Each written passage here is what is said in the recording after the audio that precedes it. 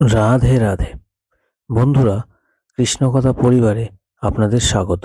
ভগবান ও আধ্যাত্মিক জগতের অজানা বিষয়ে জানার ও শোনার জন্য চ্যানেলটিকে সাবস্ক্রাইব করুন, আর ভালো লাগলে শেয়ার করুন সবাইকে কৃষ্ণকথা পরিবারে যোগ হওয়ার জন্য।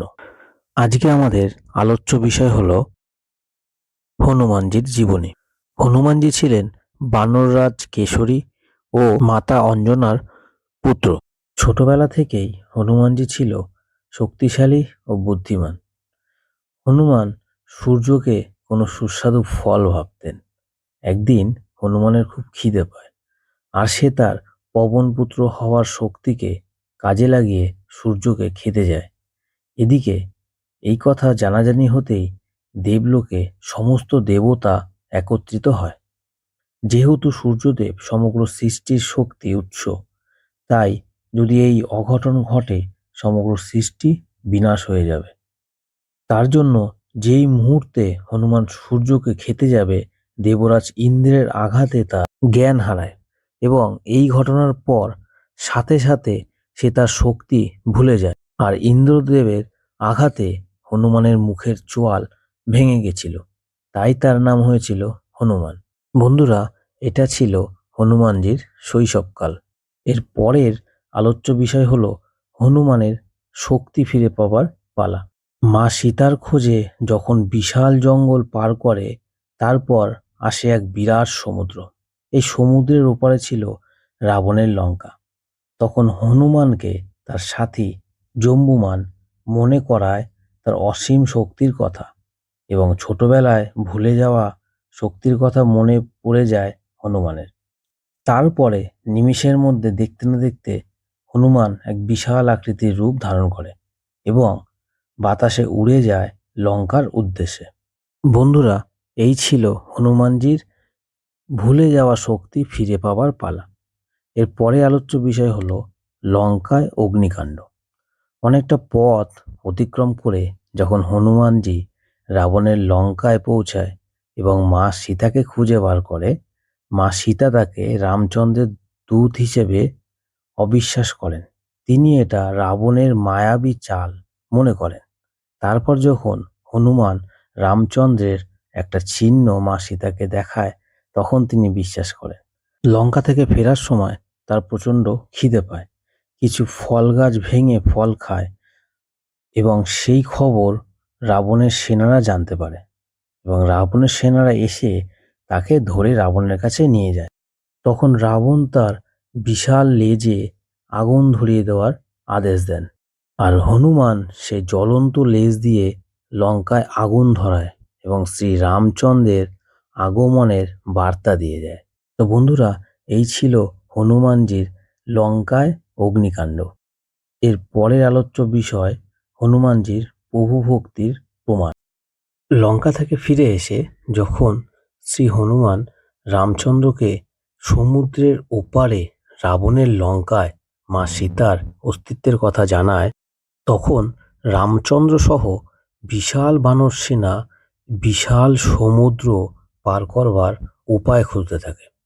তখন হঠাৎ শ্রী হনুমান একটা পাথরে জয় শ্রীরাম লিখে যখন সে পাথরটিকে সমুদ্রের জলে ফেলে দেয়, পাথরটি ডুবে যাওয়ার পরিবর্তে উপরের দিকে ভেসে ওঠে। আর এই খবর মুহূর্তের মধ্যে ছড়িয়ে পড়ে গোটা বানর সেনার মধ্যে, এবং সেখান থেকে রামচন্দ্রের কানেও এই খবর পৌঁছায়। রামচন্দ্র এই ঘটনাটি নিজের চোখে দেখার জন্য তিনিও একটি পাথরে জয় শ্রীরাম লিখে সমুদ্রের জলে ফেলতেই পাথরটি আর ভাসে না, সেটি ডুবে যায়। তিনি অবাক হয়ে এই বিষয়টি জানবার জন্য হনুমানজির কাছে যায়। হনুমানজিকে জিজ্ঞাসা করে, তুমি যখন শ্রীরাম লিখে পাথরটিকে জলে ফেলছো তখন ভাসছে, কিন্তু আমি যখন শ্রীরাম লিখে পাথরটিকে জলে ফেললাম, পাথরটির ভাসার পরিবর্তে ডুবে গেল। এরূপ ঘটনার কারণ কি? তখন এই ঘটনার বর্ণনা করেন হনুমানজি।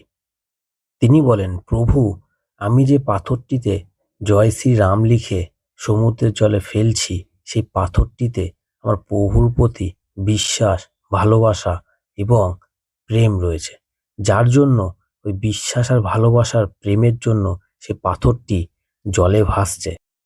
বন্ধুরা, পাথর জলে ভাসে রাম নামে, এই ব্যাপারটা আমরা কিন্তু সবাই কম বেশি শুনেছি, সে কোনো গানের মাধ্যমে হোক অথবা কিংবদন্তি কোনো ঘটনার মাধ্যমে হোক।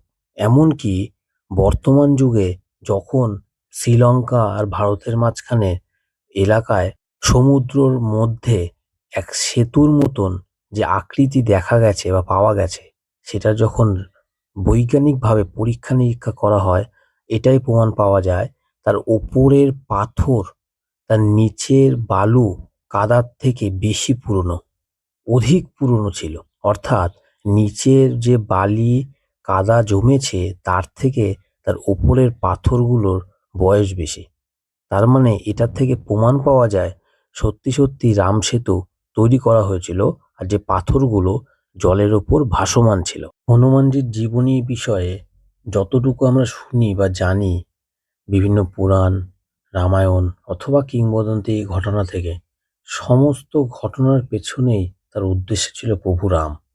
তার জন্যই তো আমরা তাকে রাম ভক্ত হনুমান বলি। এর পরের ঘটনাটা হলো সঞ্জীবনী পর্বত নিয়ে। সঞ্জীবনী পর্বত নিয়ে যে ঘটনাটি, সেটি হলো রাম রাবণের যুদ্ধের সময় একটা তীর এসে লক্ষ্মণের বুকে লাগে এবং তিনি অজ্ঞান হয়ে যান। তখন কবিরাজ এসে বলেন যে তাকে বাঁচাতে গেলে সঞ্জীবনী বুটি লাগবে। সঞ্জীবনী বুটি ছিল হিমালয়ের দৌনগিরি পর্বতে। হনুমান সেখানে পৌঁছে সঞ্জীবনী বুটি চিনতে না পারায় সমস্ত দৌনগিরি পর্বতটা তুলে নিয়ে আসে, এবং যেহেতু ওই পর্বতে সঞ্জীবনী বুটি পাওয়া যেত, সেই পর্বতটির নাম সঞ্জীবনী পর্বত নামকরণ করা হয়। এটি ছিল সঞ্জীবনী পর্বতের ঘটনা। বন্ধুরা, আমাদের হিন্দু রীতি অনুযায়ী প্রত্যেকটি স্ত্রী তার স্বামী দীর্ঘায়ু এবং কল্যাণের জন্য সিঁদুর পরে। তো শ্রী রামচন্দ্রের কল্যাণ এবং দীর্ঘায়ুর জন্য মা সীতাও সিঁদুর পরত। তো একদিন তিনি কৌতূহলী হয়ে মা সীতাকে জিজ্ঞাসা করে, মাতা, তুমি কেন এটা পরছো বা এটা কি?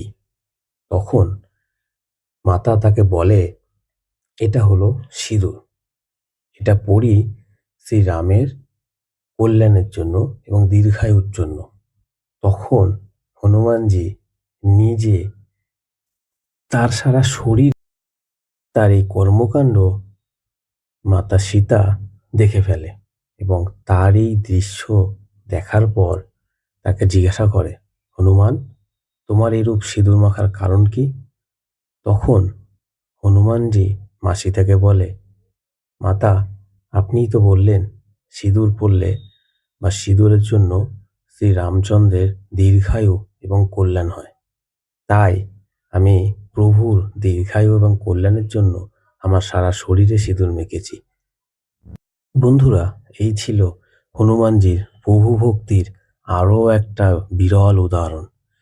রামচন্দ্র ও হনুমানজির গুরু শিষ্যের এরূপ উদাহরণ, এরূপ সম্পর্ক বিরল।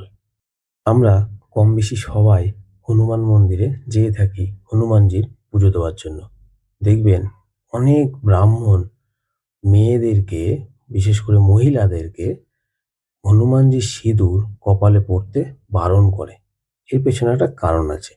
কারণ ছিল হিন্দু পুরাণ অনুযায়ী বা বিভিন্ন কিংবদন্তি ঘটনা অনুযায়ী হনুমানজি ছিল কিন্তু শুদ্ধ ব্রহ্মচারী। বন্ধুরা, বিভিন্ন কিংবদন্তি গল্প অনুযায়ী এবং পৌরাণিক গল্প অনুযায়ী হনুমানজির বিবাহ হয়েছিল সূর্যকন্যা সুবর্চলার সঙ্গে, এবং তার এক পুত্র ছিল মকরধ্বজ, যিনি তার ঘাম থেকে জন্ম নিয়েছিলেন। বন্ধুরা, শিব পুরাণ অনুযায়ী হনুমানজিকে শিবের অবতার হিসেবে বলা হয়। এমনকি এগুলো কিন্তু আমরা বিভিন্ন গল্পতে বা কার্টুনে অনেক সময় বা ছোটবেলায় আমরা দেখেছি বা শুনেছি যে হনুমানজি শিবেরই অবতার ছিলেন। বন্ধুরা, যদি গল্পটি ভালো লেগে থাকে কমেন্টে লিখো জয় শ্রীরাম, জয় শ্রী হনুমান। বন্ধুরা, যদি সত্যি ভালো লেগে থাকে সবাইকে শেয়ার করো এবং যুক্ত করো কৃষ্ণকথা পরিবারের সঙ্গে এরকম আধ্যাত্মিক অজানা গল্প জানা ও শোনার জন্য। রাধে রাধে।